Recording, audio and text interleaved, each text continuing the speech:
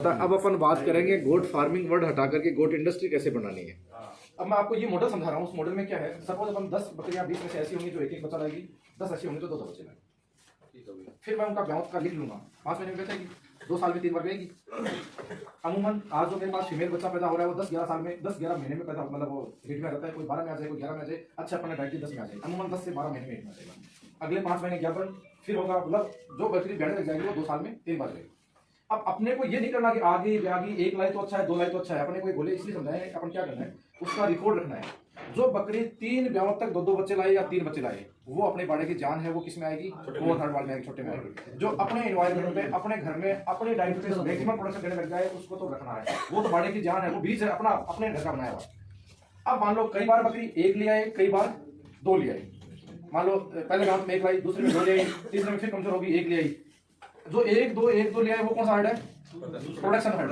रखना है, फायदा देगा नुकसान नहीं देगा। लेकिन जो बकरी 3 पीढ़ी तक 4 पीढ़ी तक हमेशा ही 1 लाए उसको नहीं रखना।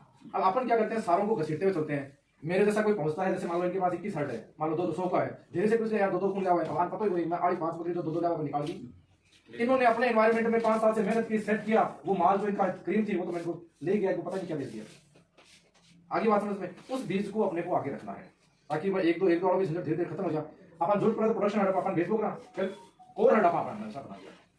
अब लास्ट मेल को अपने क्रॉस के लिए रखना है 6 महीने 10 महीने मैक्सिमम 12 महीने, उसके बाद में मेल चेंज हो जाना चाहिए। कारण 12 महीने में क्यों बताया, जैसे मान लो आज एक बकरी को क्रॉस किया, उसकी बेटी पैदा होगी, मैंने क्या किया वो 10 महीने में हिट में आ जाएगी।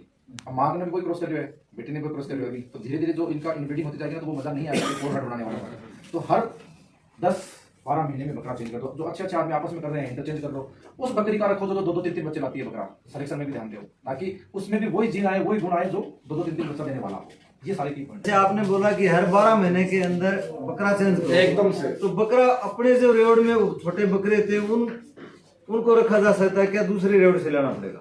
देखो मेरी बात सुनो, अगर दूसरों 2 हजार का भी तो होडी को नहीं है। हारी जो टॉप क्वालिटी को बकरो है बच्चों ने वो पालो, बहुत बांध दे दो, बड़ी टॉप क्वालिटी वाला आप लिया एक तरीके तो ये हो जाए छांट लियो कि भाई आ बकरी 2 या 3 बच्चा दे, वो जाए बकरो जामे बिन अलग फिटिंग चालू कर दे बीजी और बिन रख लियो, वो बांध दे दो और थैले लियो, वो आप बड़े रोड में काम कर सकेंगे। ये आपने भी 1 साल के लिए तो क्रॉसिंग के लिए रखो ना, मैंने अगले साल मत रखो। 1 साल के लिए तो अपने रोड का चल जाएगा, अगले वाले में चेंज कर लो उसको। खाली सर उसकी जो बहन की लाइन है वो डाले या उसके भतीजे चेंज ही करो बस। अब चेंज ही करो। बकरी के लिए अगर एआईपी आ जाए, बकरी का बच्चा ही नहीं करना, बहुत बढ़िया, उसकी होल्डिंग नहीं है।